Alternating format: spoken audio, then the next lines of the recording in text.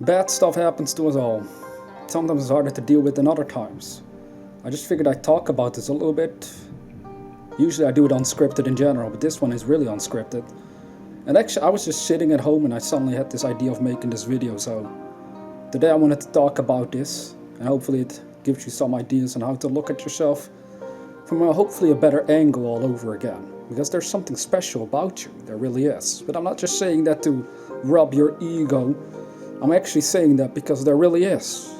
There really is something special about you, because you're a consciousness in a human form. So let's talk about it.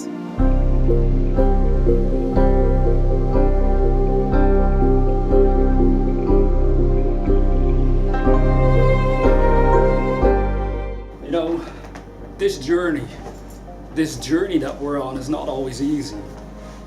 We go through bad times, we go through good times, the yin and the yang, the good and the evil. We're faced with these polarities every day of our lives. Now, the more you expand yourself in the direction of your real self, when I talk about the real self, I talk about the spiritual self of who you really are behind the mask of the ego, behind the mask, you could say, of your own body. Because right now, what I'm looking at, this is a hand. If you would hold up your hand right now, you're looking at part of something that you're actually using, because you're not taking this physical body with you once the day comes that it returns back to dust. Like they said, from dust we came, and to dust you shall return. This means that everything that's happening to you right now, in the bigger scheme of things, isn't nearly as horrible, most of all, as it seems. So no matter what you're struggling with right now, it's temporary. Because it's temporary, there's a lot of freedom to be found once you grasp the concept. Because as long as we believe power into the things that are bothering us, so long will we carry the shadow of everything that is holding us back.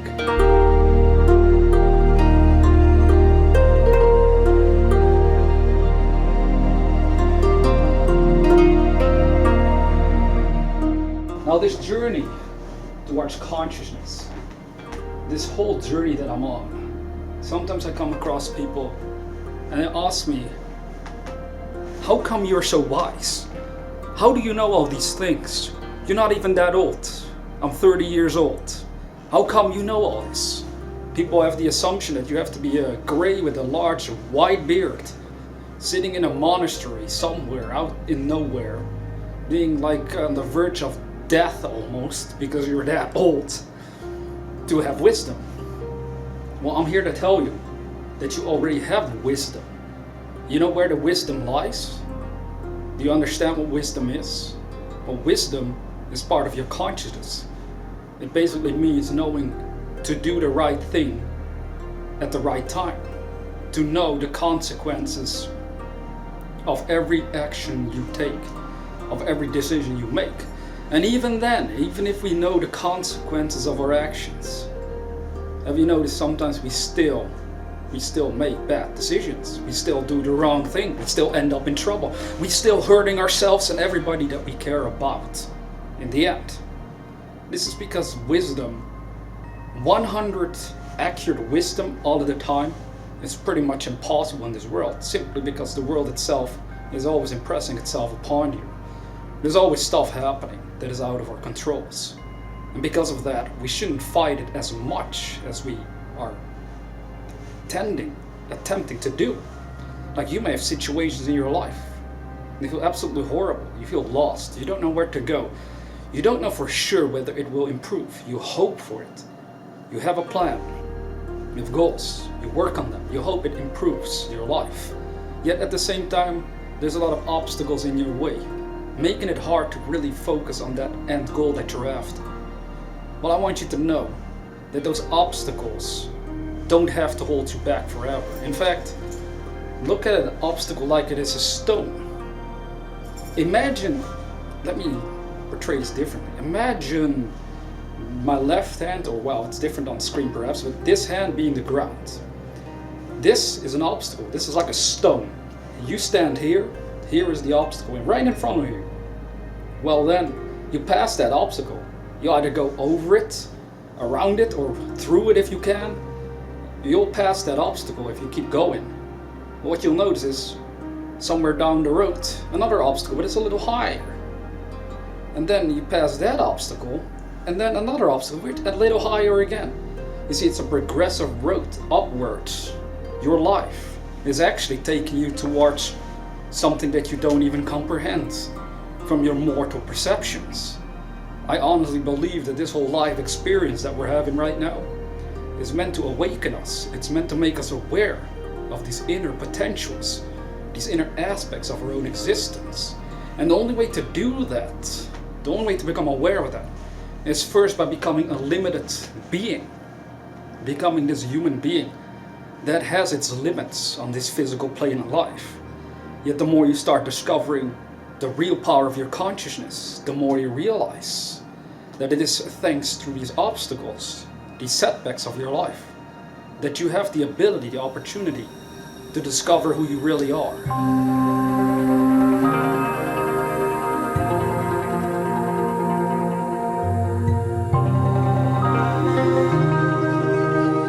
Now, who are we really? If somebody asks you, who are you? Who are you? You would say your name, wouldn't you? If somebody asked me, who are you to me? I would say, well, I'm Renil. But we have to understand that Renil, in my case, and in your case, your name, is a word made up of letters. Is that really who you are? Are you a name made up of letters? Is that who you think you are? No, of course not. What you are is awareness, consciousness. This awareness, consciousness took upon itself this current identity that you're using to operate within time and space. Individuality on this realm is very important. Just imagine if there was no individuality, you couldn't differentiate between anything. Literally, it would be such a chaotic mess, nothing would make any sense. So by becoming an individual, conscious awareness within this universe, you learn to develop your own power that comes along with that. That is why a human being was given all these mental faculties to create in this world. You're never really satisfied with how things are. You always want to do it better. Bigger things, greater things. It doesn't mean that you don't appreciate what you have necessarily. I hope you do. Sometimes it's hard. If you're in bad times, it's hard to appreciate stuff. But ultimately, there's stuff we could appreciate if we look. But then still, we're tempted. Almost a compulsion from within to do better. To do stuff greater. To achieve more. Why? Because it's your consciousness trying to figure out what it is. What it's capable of doing. And the best way to learn such a thing is through this dimension. Where we do have the experience of time. So everything you think doesn't happen instantly, physically, but it can happen over a certain amount of time. This can work for both good ideas and bad ideas. That's why it's important that if you are suffering right now, just realize, because you are a human being watching this video right now, you have a consciousness. As I said in previous videos, you have the ability to accept or reject things that come into your world. Now this takes practice, but ultimately what it will help you do is discover that your mind isn't really being touched by anything physically. Now that might be a mind-boggling idea. What if somebody were to hit you? What if they were to stab you? Well, you would bleed, and if it's really terrible, you would die. You would at least be physically hurt. So you look at it and you're like, I can see that I'm hurt. I can't deny it, my body. This is hurt. I damaged it. But when I say nothing touches the real you, what I'm getting at is your dream body.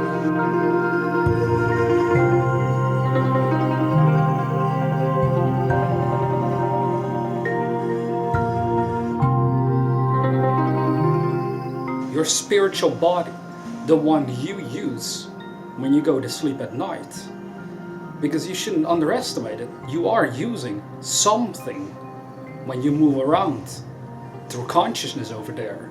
But most people look at their dreams as if they were just figments of imagination, hallucinations, nonsense. But what if you become aware in that dream world and you can do this, like you're doing now in the physical world, and you look at yourself and you're like, I'm using a body, but this is a different body. It operates totally different. It doesn't have the laws holding it back in the dimension of time and space. That's why you can fly, do all sorts of magical things, right? For us humans in this dimension. What if that is a hint of the real you? Wouldn't that make you extra special? Wouldn't that actually make you an incredible creation of the universe?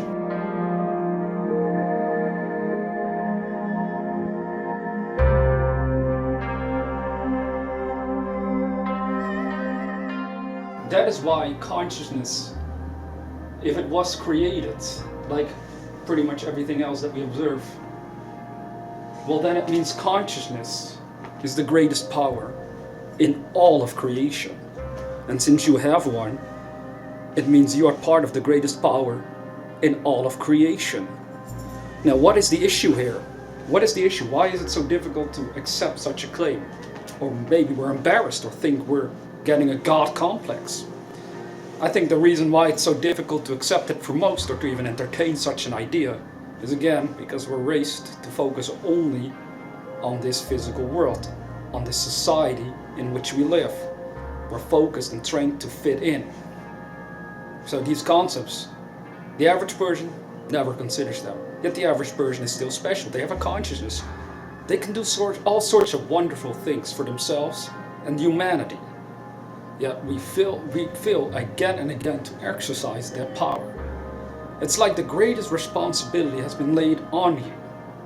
Yet we're unwilling to take the responsibility. But then again, if you don't know that this power is given to you, if you don't understand how powerful your mind is, well, we could always reason, we can't blame you. You can't blame yourself for the things you're ignorant about at this moment of time. However, you cannot keep living in ignorance though.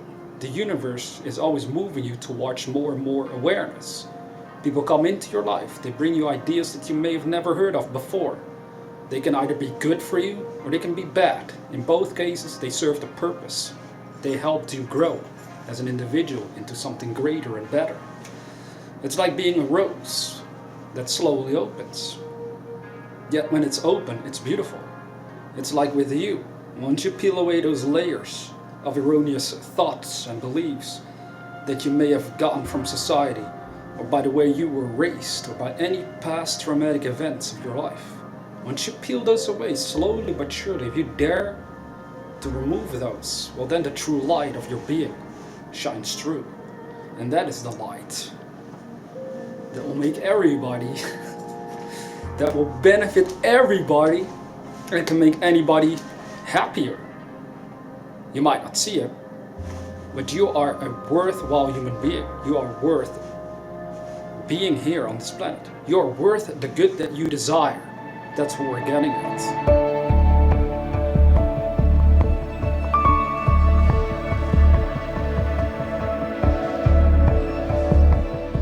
The greatest journey could as well be called human existence.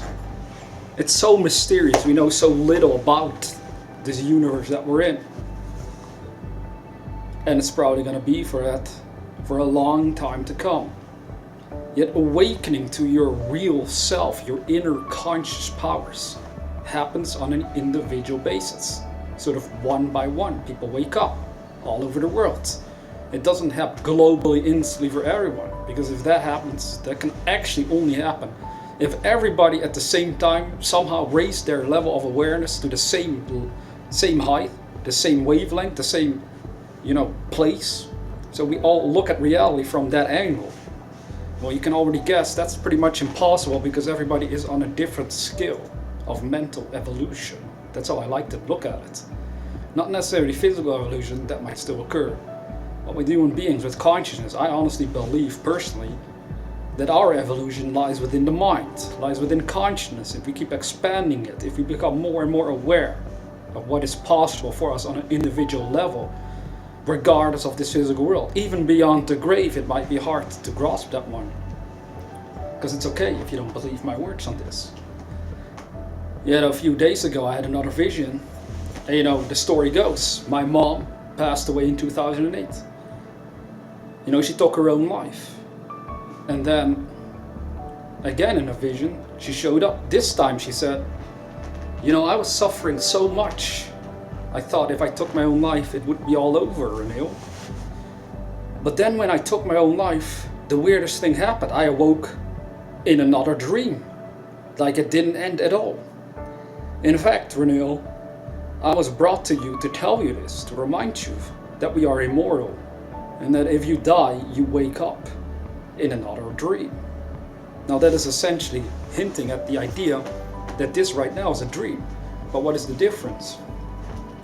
Well, I think we're working with different dimensions. This is a dimension where everything stays pretty similar. Of course it changes, but it's more, you could say stable, it's more persistent in how it operates.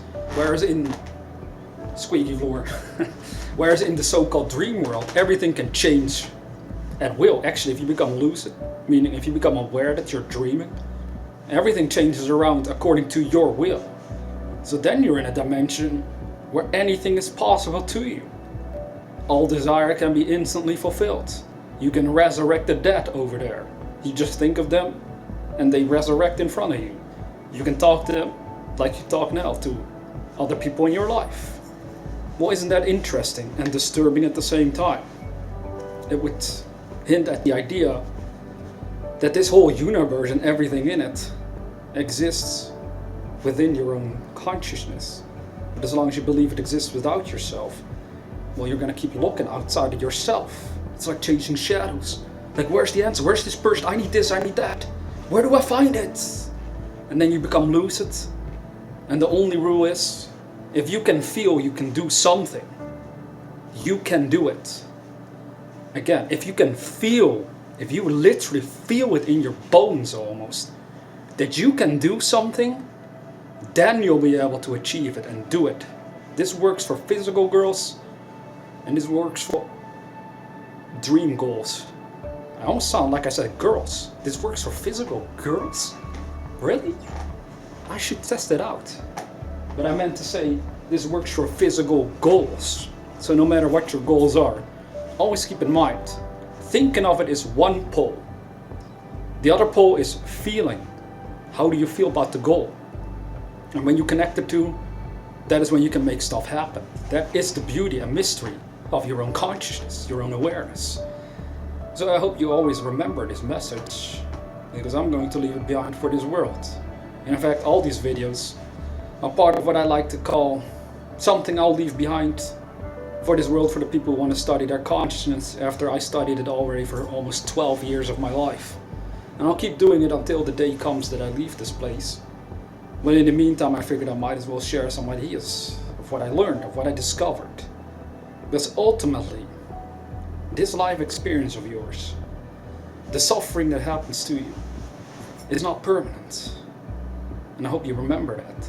Because once you really grasp that it is not permanent, not just intellectual, but emotional, when you can actually feel the freedom in that, well, then you realize you can be free, even though bad stuff happens. You don't have to let it hold you back forever, you know? You don't have to build walls. You don't have to push people away constantly. You just grow towards where you need to grow as your own unique individual expression of the spirit of the universe. Well, I hope it gave you some ideas on how you could look at your life from a different angle. Again, a more positive angle. Your struggles are not permanent, and we can all grasp this. I mean, one day you will pass away. You'll move on with your eternal journey. Now that means that as long as something bad happens and we focus upon it, we obsess over it, we feel stuck with the shadows of that negativity, well, then it's hard to see it as, oh, this will just be temporary. But it is. All your struggles are not permanent. And the faster you realize how powerful that is, the faster you can change your mind in the direction of where you need to go in your own eternal, immortal journey within this great great universe that we're all a part of. And you know, the beautiful part is, you and I, we're part of it. You and I were created in such a way that we can start working with this inner power of ours, the powers of the mind. And once you start doing that, slowly but surely, the bigger picture starts to reveal itself to you. You know, that picture that would explain the why you exist and what the meaning is to your own existence and life. Because these are deep questions most people wonder about from the cradle to the grave. And they are important questions to take serious. But only from within will it be revealed to you. Remember this. Anyways, with that being said, never forget that we are the dreamers.